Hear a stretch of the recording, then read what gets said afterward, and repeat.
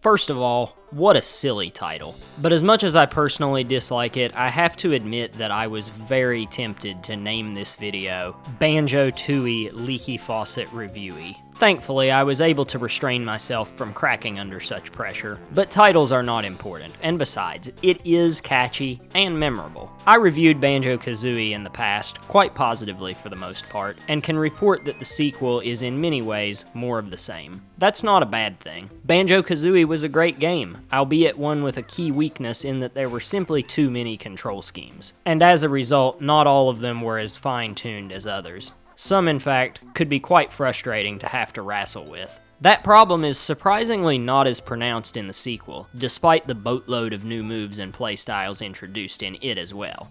Instead, the key weaknesses that this great game in the series is blemished with are of different varieties. I somehow neglected to mention in my review of the first game that it was freaking revolutionary to have a platform game on a console where you played as two different characters at the same time. Really, the idea of controlling both a bear and a bird in his backpack was super creative, and it was implemented in a way that may have even been unthinkable. Platformers with multiple playable characters typically meant switching back and forth between them, or having an AI companion that the player didn't control. But in Banjo-Kazooie, the player had the power to make the two work off of each other as a team, functionally controlled as a unit, but each having their own unique abilities, and it was pulled off so cleanly that it made me forget to mention it when I sat down and wrote a whole-ass essay about the game. Now, not that I would ever claim to be some sort of infallible source of expert retro gaming analysis, but I do think the fact that something that big was able to completely get by me is an indication of just how well it was executed. I didn't even think about it. But yeah, in Banjo-Tooie, you're still running around as the two main characters, collecting all sorts of items in 3D environments, and occasionally doing actual platforming in what was marketed as a platforming game.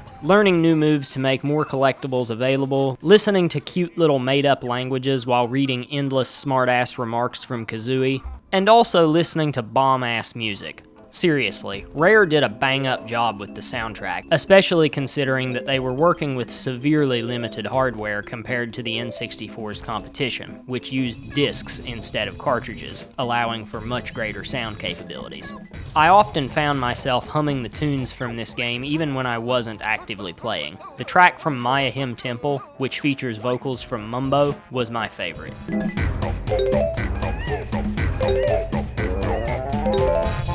It's a song I could sit and listen to casually. I loved his voice in the first game, especially the sound effect that played when collecting Mumbo tokens. So satisfying. Banjo-Tooie never failed to give me the feeling, once I explored a new level for the first time, that I had exhausted every possibility and I had seen all there was to see, done all there is to do, and collected all there is to collect. And then upon checking my progress, I'd see that I had only gotten about half, or sometimes not even a third, of all that the level has to offer. The extensive amount of backtracking that is baked into the game through the ever-evolving moveset, as well as from the level-altering events that are triggered by the player periodically, could frustrate some, but it nonetheless gives new ways to experience the same levels, which is really clever, and definitely a good thing overall. That's the core gameplay anyway, or at least a heavily summarized version of it. Banjo-Tooie, of course, brings a lot more to the table than just the core 3D platforming and collecting. Most of it is successful, some of it isn't. I'm going to state right now that this will be a nitpick-heavy review. If my complaints ever seem to start stacking up, keep in mind that I don't consider the lion's share of my complaints regarding Banjo-Tooie to be fundamental flaws, but rather, as I said, nitpicks. This is a good game. Are we clear on that? Good. It was a dark and stormy night, and somehow Gruntilda has returned. Yeah, this is another Saturday morning cartoon plot, this time involving a big digger, a blaster thing, and Grunty trying to get her body back. A big upgrade, if you ask me, over the cookie-cutter damsel in distress story kicked off by jealousy over the opinion of an anthropomorphic cauldron. And as cliche as the atmosphere in this cutscene is, it's cheesy in a good way, and fun. The biggest shoe drop in this whole lengthy cutscene is the decision to unceremoniously kill off Bottles. Jokes are made about his death repeatedly, and insects take to his corpse. The humor in this game in general is a lot darker, with quips about a household of dead Jinjos and even a zombie Jinjo king, and of course the grunty-shaped hole in the ground in Spiral Mountain from when we sent her falling to her death at the end of the first game. Spiral Mountain is referred to as the starter world, and a lot of odd decisions are made here. I was a fan of how the tutorial was handled in the first game. The tutorial level presented by Bottles the Mole is done perfectly. It's short, sweet, and to the point. Shows you all the basic moves in a non-condescending way in appropriate situations, and gives the experienced player an option to skip them. These may seem like unimportant details, but every tutorial should be done exactly like this. Too many games screw them up. Which takes place in Spiral Mountain. But in Banjo-Tooie, there's no tutorial at all. This is the first instance where it becomes obvious that the devs assume you've played the first game already. And that becomes a bit of a recurring theme. What's even more odd than the lack of tutorial, though, is that this is the starter world, yet there's almost nothing you're able to actually do here, at least not right away. The moment you start playing, you see a boulder, which has a fish underneath it begging to be rescued. I spent an embarrassing amount of time trying to figure out how, before eventually giving up. Turns out, you need the bill drill move that you learn later on. I've never seen a game where literally the very first objective presented is uncompletable at first and requires backtracking. I feel like the whole concept for this world was likely just, let's have a world that's familiar to anyone who played the first game, that includes a big open area for the player to test out all of the different controls. But it's practically begging for a tutorial. It was designed for the first game with that in mind. So, let's talk about some of the differences between this game and the first. The hub area here is a gigantic map that you periodically open new sections of, instead of Grunty's lair in the first game, which, let's be honest, was a ripoff of Peach's castle from Super Mario 64. Rather than a castle labyrinth, Banjo-Tooie creates a series of interconnected worlds. Yes, even worlds you enter from the hub world are often connected to one another via secret passageways. I like this setup quite a lot. It first became evident for me after I discovered the trapped rodent in the prison compound of Mayahim Temple, the first major world, and then brought her home through the passageway to the Prospector Hut in Glitter Gulch Mine, the second. Another thing that can be seen when you first visit Glitter Gulch Mine is this sign for Jolly Roger Lagoon on the water storage tank, which foreshadows a future connection. Stuff like this is cool, and there are many other examples of it throughout the game. I touched briefly on level-altering events earlier, and some examples of that include activating the spaceship in Jolly Roger's Lagoon to send it to the icy side of Hailfire Peaks, and pushing the ice cube off the platform in Cloud Cuckoo Land to cool down the water on the fiery side of Hailfire Peaks, to eventually be released into the swimming hole of Jolly Roger's Lagoon. These things all develop slowly as you gather more moves and figure things out. The way the levels of this game interact with one another is great. Another layer to this mechanic involves defeating a boss, Old King Cole, inside of a train, called Chuffy, to fast travel between train stations located in some of the levels. Another major difference is instead of going to his hut to be transformed into various creatures such as a termite, bee, crocodile, and anthropomorphic pumpkin, Mumbo the Shaman is a playable character this time around, and you go to his hut to switch to him. I'll talk later about how playing as Mumbo is handled, but for now I want to talk about the transformations. Yes, transforming into other creatures is still a thing in Banjo-Tooie, it's just handled by a different ethnic stereotype. Wumba. There's a gag in the first game where Mumbo accidentally transforms Banjo and Kazooie into a washing machine for a brief time, but that gag is done for real in this game. Yes, the washing machine is a playable transformation in Banjo-Tooie. The anthropomorphic pumpkin from the first game was the exception, but in the second, it's the rule. Besides the washing machine, some of the other goofy transformations include a snowball, a submarine, and a van. These are underwhelming for a variety of reasons. First of all, instead of Mumbo tokens, the currency required for these transformations are Globos.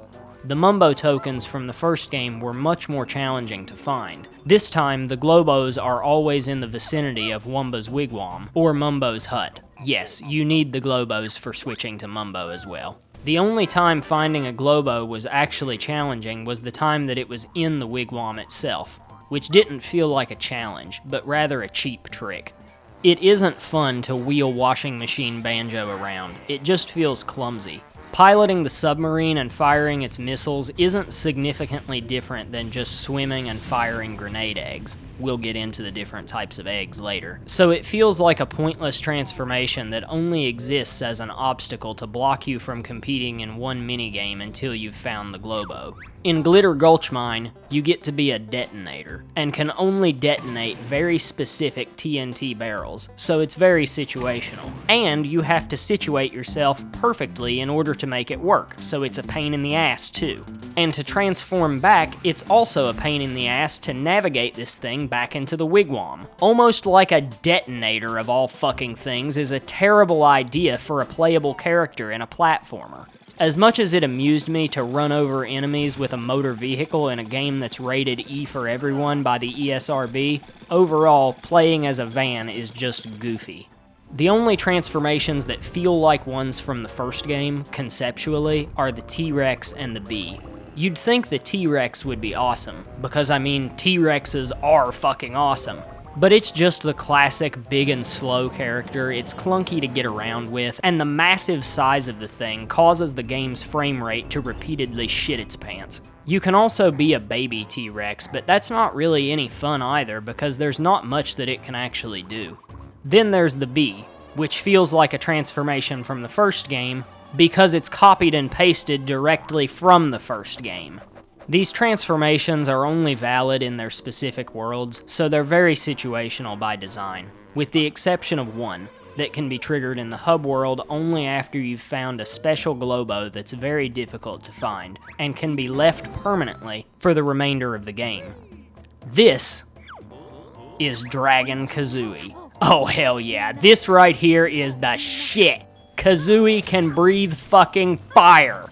For real, I love this. So cool, and it's really rewarding, because the Globo actually is difficult to find, requiring you to find a key in one location and the Globo itself in another.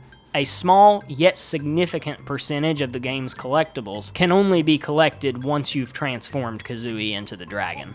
My only big problem with the first game was that there were simply too many control schemes. In Banjo-Tooie, following the death of Bottles, his brother Jam Jars shows up to teach you even more special moves and playstyles, to the rhythm of the marching chants popularized by Full Metal Jacket. For my fellow Americans out there, be sure to pronounce the trigger button as Z rather than Z if you're reading along, for the interest of making the lyrics rhyme. Remember, Rare is a British developer. Anyway, I surprisingly didn't have nearly as many problems with the myriad of control schemes in Banjo-Tooie as I did in the first game. I think that's partly because the developers probably realized what worked and what didn't the last time around. The floaty flying mechanic from the first game isn't something that you need to do in the second game nearly as much, and the beak bomb is thankfully required only very rarely. I guess they knew it sucked. Likewise, the cumbersome swimming is only used extensively in one world, Jolly Roger's Lagoon, and it's a pretty large open level, meaning that a high degree of precision is not really asked for, which is a good thing, considering that the swimming controls are not precise at all.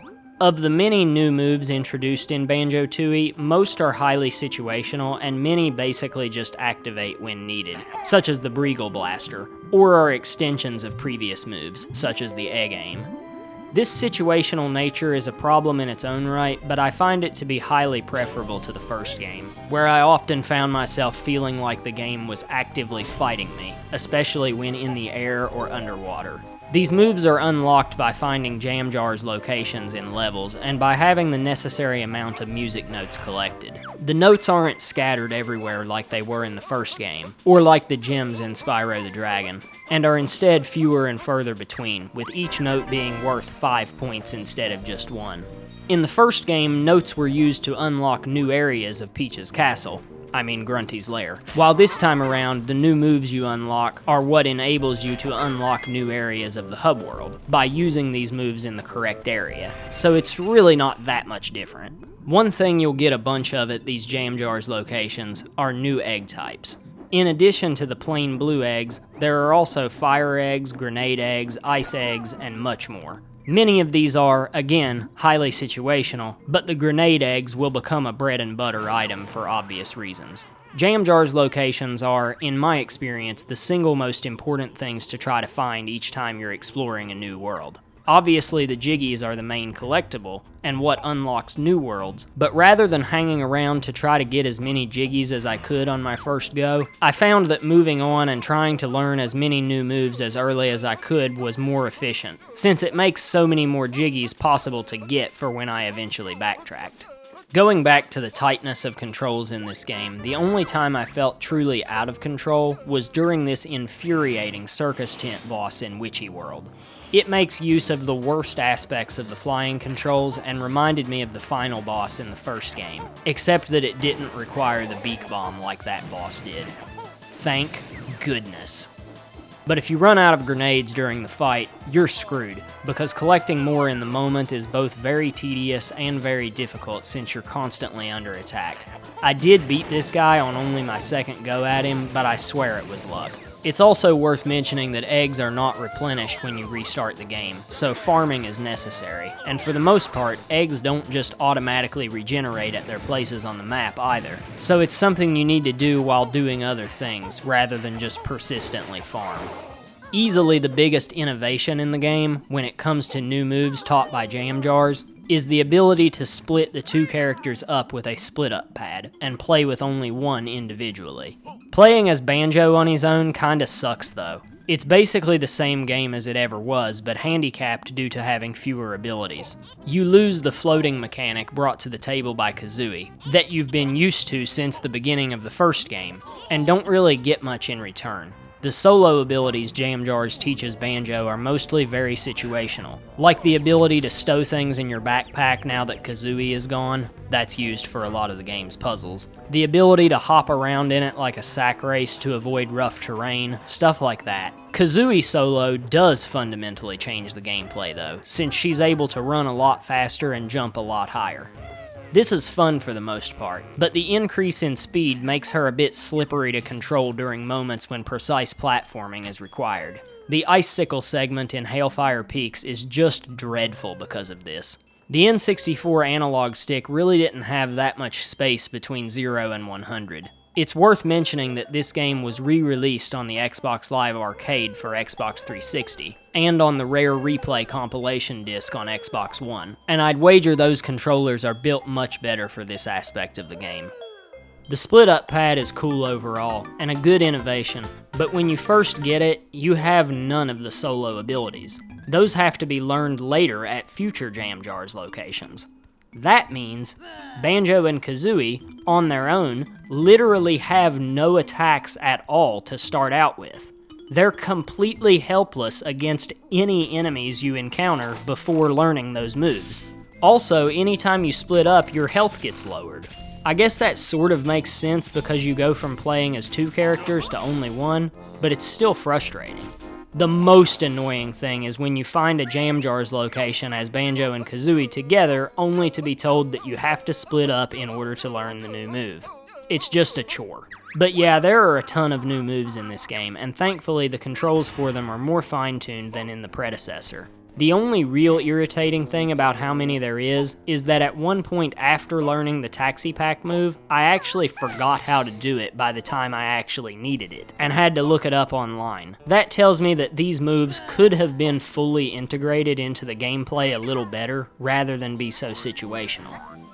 So what's the Achilles heel of Banjo-Tooie, since too many control schemes isn't it? What's that fundamental flaw, the thing that isn't just a series of nitpicks?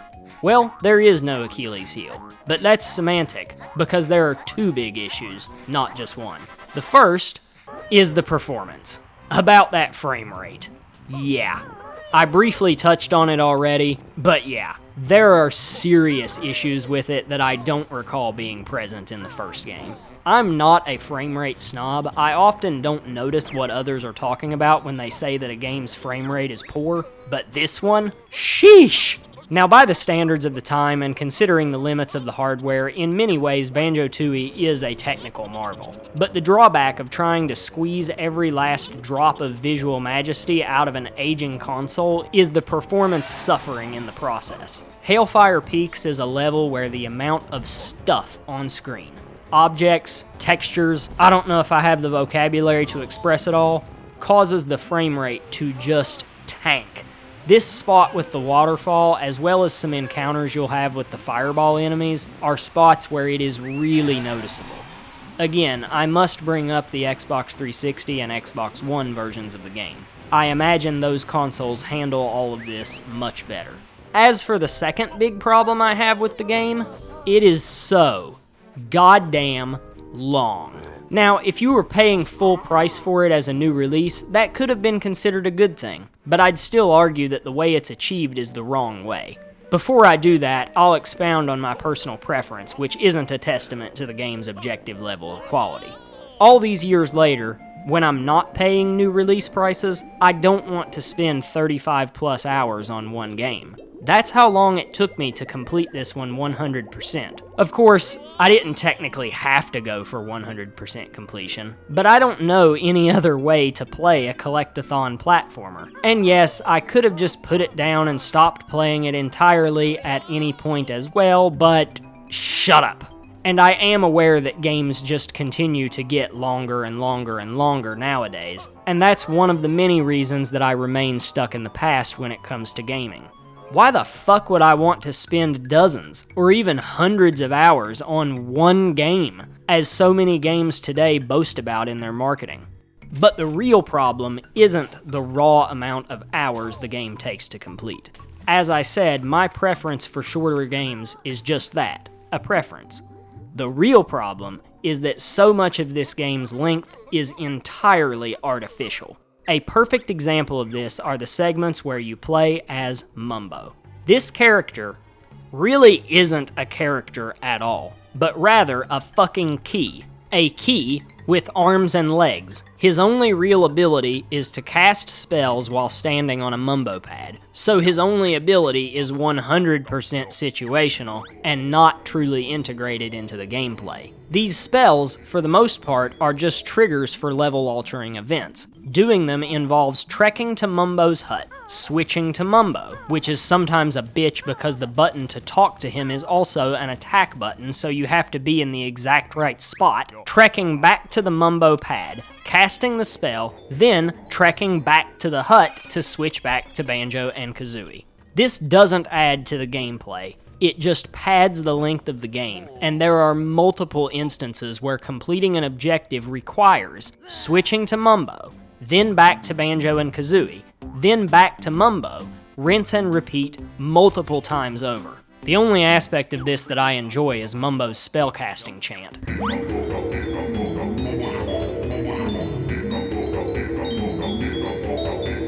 There's probably some culture that it's insensitive to, but I'll be damned if it doesn't sound good to my ears.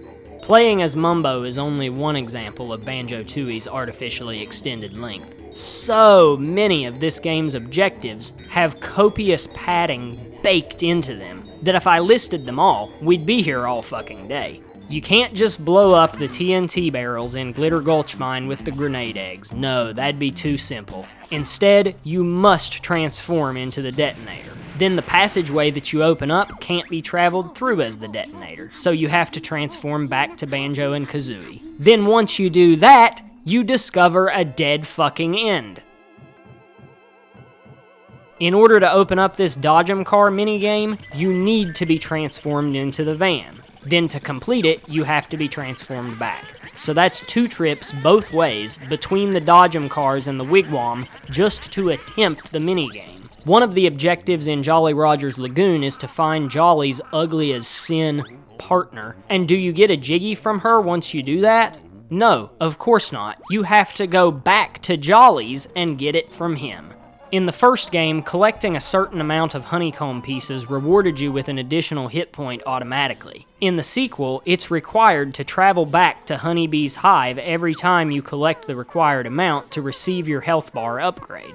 Cheeto pages are introduced in this game as a new collectible, and to get your cheat codes every time you collect enough of them, it's back to Spiral Mountain, into Grunty's old lair, talk to Cheeto, receive the code, then travel to Mayahim Temple, then enter the code room, then tediously shoot eggs at letters on the wall to spell the code out, and start all over from the beginning if you make one false move, and finally, go to the other side of the room to activate the cheat. You earn Jiggies in this game by collecting all of the Jinjos of a certain color and thus completing the families in the houses in Jinjo Village, and believe me, I was shocked when I found my first full set and was rewarded the Jiggy automatically instead of having to travel back there to collect it. All this trekking is alleviated somewhat by the fast travel system of warp pads within individual levels and the silos in the hub world, but it doesn't quite cut the mustard when such an effort was put into making the player travel all around constantly to complete even the simplest of tasks. Even a lot of the text in the game is totally unnecessary, and sometimes repetitious, and while it can be sped up, it cannot be skipped. Let's talk about those cheats. You get them from finding Cheeto pages, and also from finding hidden eggs and then hatching them in a hen coop, yet another trekking task, but I've done that rant already. Enabling regenerative health takes a lot of challenge out of the game, but by the time I earned the right to enable it, I was kinda over the game already anyway. Besides, Banjo-Tooie's primary challenge isn't from losing health and potentially dying, it's from finding all the stuff and figuring out where to go and what to do next. And again, I earned the right to enable it by finding all of those damn pages, so in my book, that's difficulty balancing. Getting the Cheeto pages is a challenge in and of itself. And disabling fall damage can make traveling more efficient. Check this out.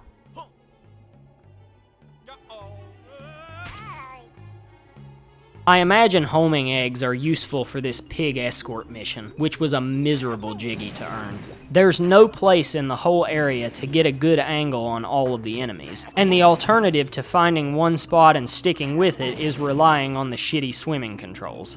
After a number of failed tries, I looked for pointers online and found out that homing eggs were a cheat code that could be earned later, so I gave up until then. But I said I imagine they're useful because I actually forgot to enable the cheat after I spelled it out, only discovering back at the temple even later on after spelling out a second cheat that I had neglected to enable it on my way out.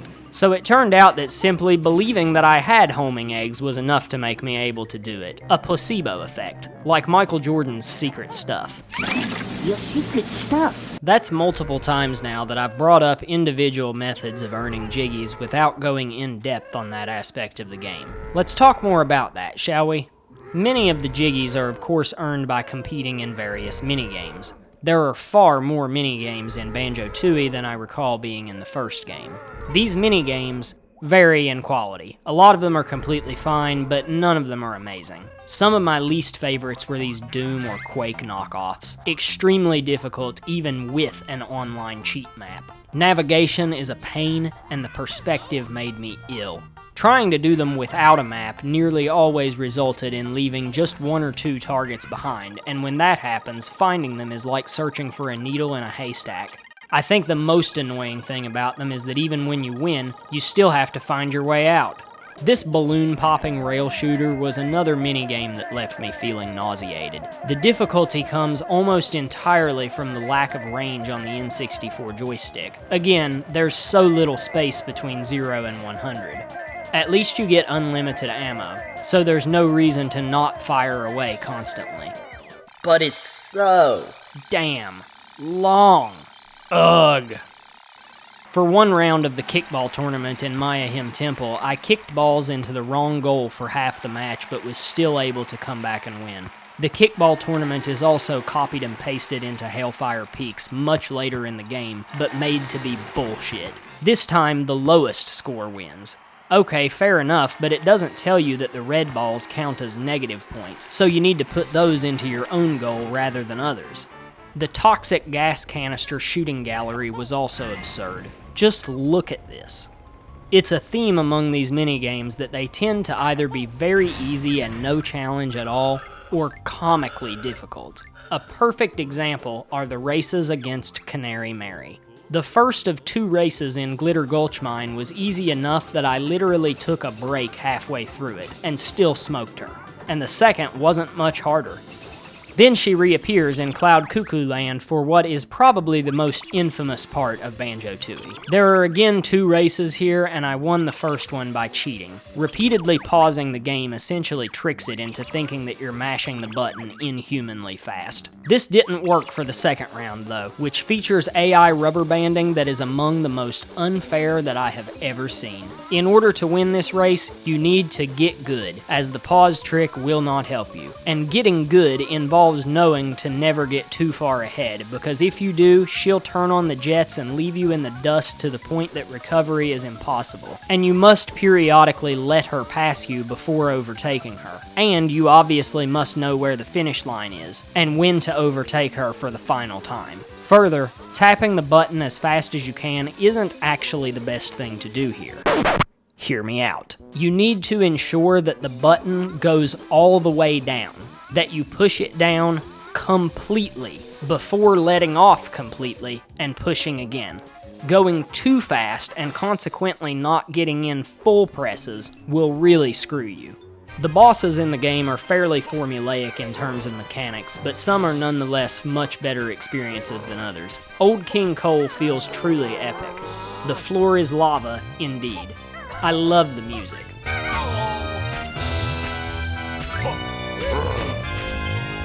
Lord Fufak is one of the most tedious bosses I've ever fought. You need the submarine to unlock it, but it's seemingly uncompletable as the submarine. You can get really far as the submarine, but for the ending, it seems that only the bear and bird with grenade eggs will do the trick. What a crock of shit. The jiggies that were earned in Banjo-Kazooie from collecting 100 music notes in each world, all on one life, similar to the 100 coin missions in Super Mario 64, are absent in the sequel. I cannot say that I missed them. I could have used more hidden jiggies in hard-to-reach locations in place of some of the minigames, though. In 3D platformers, exploration is typically going to be my favorite element. I particularly enjoyed getting to this jiggy in the Power Hut basement segment of Glitter Gulch Mine. I even found my way to it without realizing until later that a switch elsewhere turns on the lights. Oops. Anyway, as far as wanting more exploration type jiggies is concerned, I do concede that the Jinjos kind of fulfill that purpose, even though the gratification is more slow burn than instant. Speaking of Jinjos, there's also Minjos, which are like hostile, evil Jinjos. Enemies disguised as a collectible.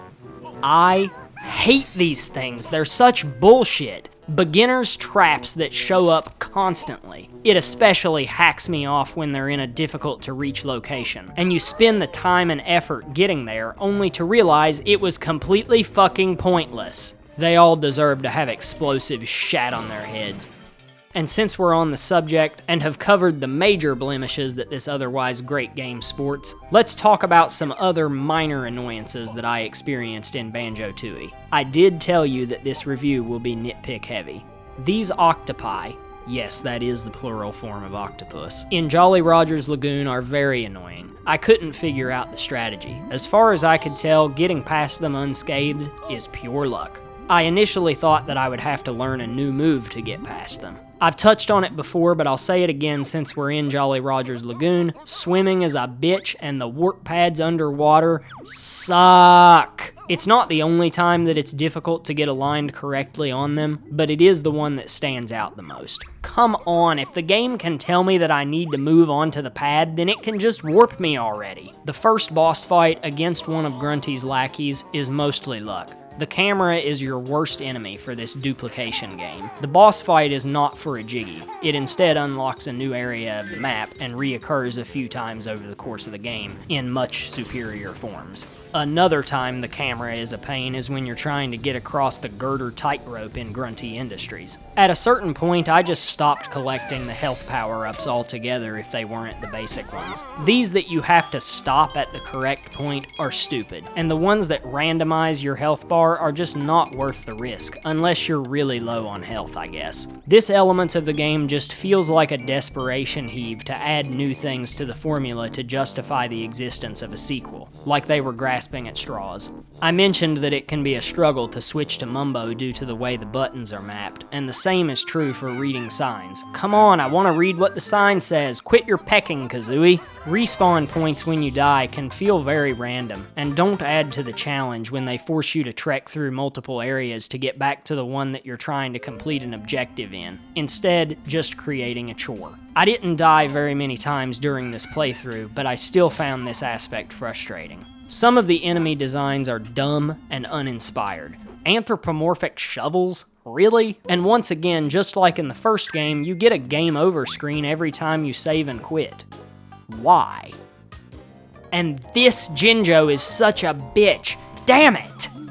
Okay, now that that's all out of my system, let's talk about the levels. I liked all of the levels in the first game, and I didn't hate any from this one. The most unimpressed I was, though, was with Witchy World. It's literally just a circle. The noises enemies make when they charge at you is easily the best thing about it. I don't know why my ears find that so satisfying, but they do.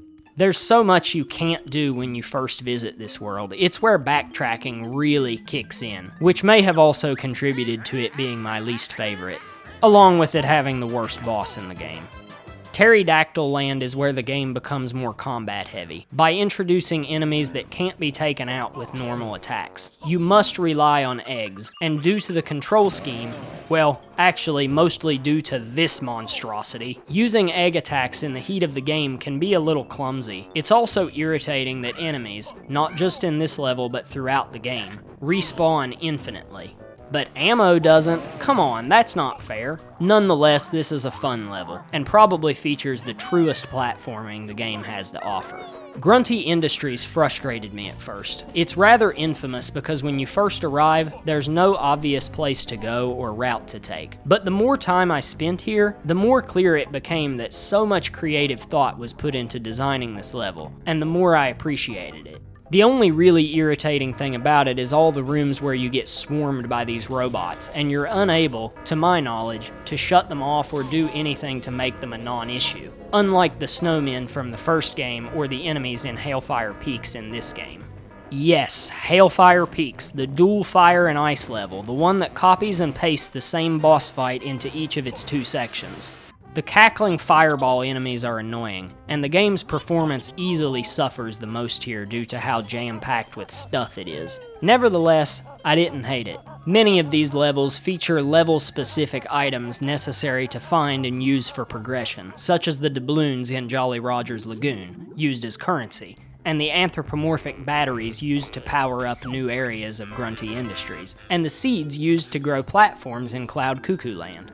Pretty cool. And there are plenty of subtle little things, like turning previously non-hostile health containers into enemies that bum rush you in later levels, that up the ante as you progress through the adventure. So what's the ending of the game like? Well, it's pretty similar to the ending of the first game. Instead of the board game of death, we get this demented quiz show, which in practice is quite similar. The major difference is that you're competing against Gruntilda's two sisters. Yeah, these broads are the ones who resurrect her at the beginning of the game, along with her other lackey who shows up as a periodic boss battle. I always thought the pair of them looked like Roald Dahl creations.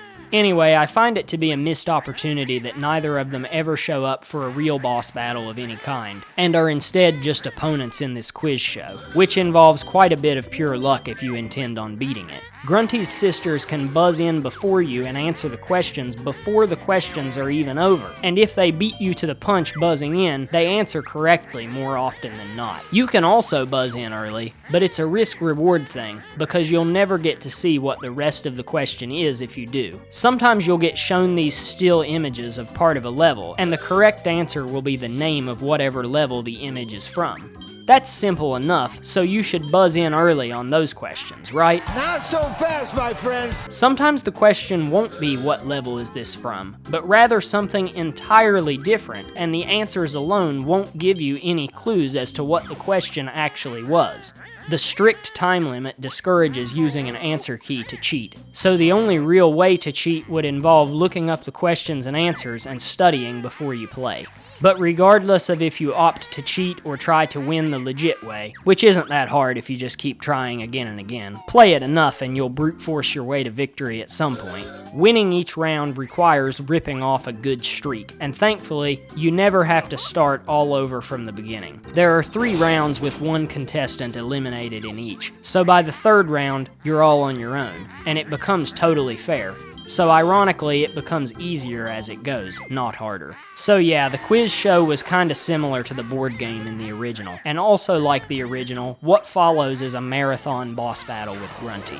Marathon bosses were pretty characteristic of rare developed games from this era generally, and yeah, this boss battle is very, very long. I played it with the regenerating health cheat that I mentioned earlier enabled, and I imagine it would have been very, very difficult without it. There are just so many sections, and so many projectiles seem impossible to dodge, especially when you're required to be landing hits on Grunty at the same time. I had the homing eggs cheat enabled as well, and again, if I saw somebody do this boss without either of those, I'd be very impressed.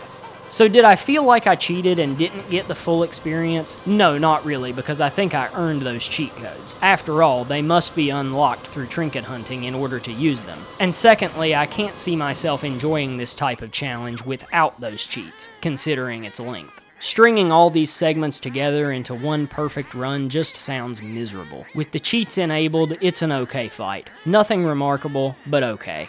Trying to shoehorn in elements of the quiz show was a mistake though. I already did the quiz show, and Encore just slows the pace down.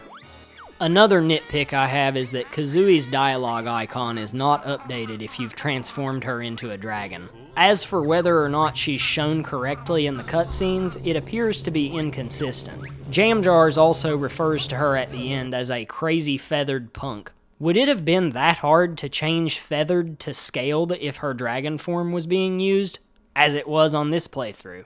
But whatever. What's really lame is that there's no reward of any kind for 100% completion.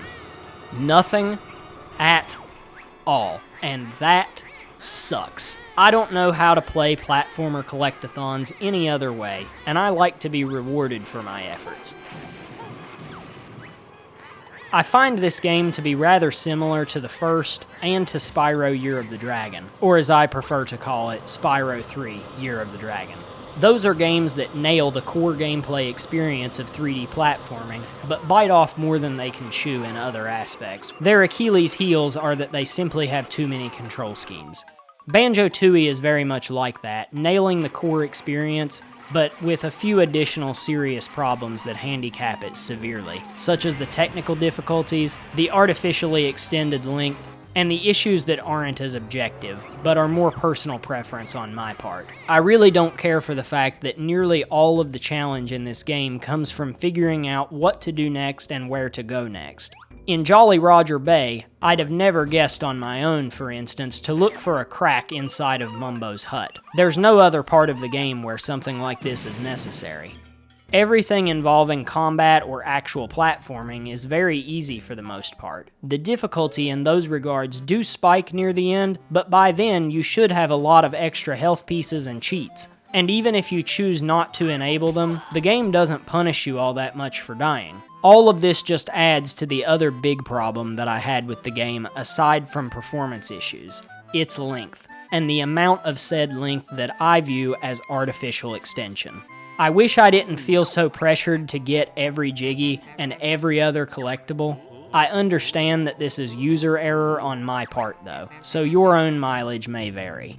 The original Banjo-Kazooie is a game that I could see myself coming back to at some point in the future. With Banjo-Tooie, I'm not so sure. I'm certainly never going to 100% either game ever again.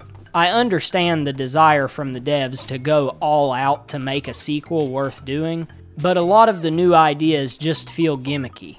The transformations in particular just reek of every good idea being used up in the first installment. Aside from everything else, there is, additionally, an element to the Banjo games that feels to me like a chore, and I'm not sure why. As good as I know these two games to be by most objective standards, they will never be personal favorites, despite the novelty of being able to burn enemies alive in a game rated E for everyone by the ESRB. Is there anything else I need to mention? Oh yeah, there's apparently multiplayer in this game. I think it's just variations on some of the jiggy minigames sprinkled throughout the single-player experience, though. If anyone's actually played it, you can let me know in the comments. This has been a Leaky Faucet review, and I hope you've enjoyed it. If so, I'd appreciate a thumbs up, and for you to subscribe and ring the bell if you'd like to keep up with future videos. In the description, you'll find a link to buy me a coffee if you'd like to support my channel financially. If not, I want you to know that even by simply clicking on my videos, and especially by hanging around to the end, you're supporting me. So thank you for watching. It means a lot. Have a great rest of your life, and game on.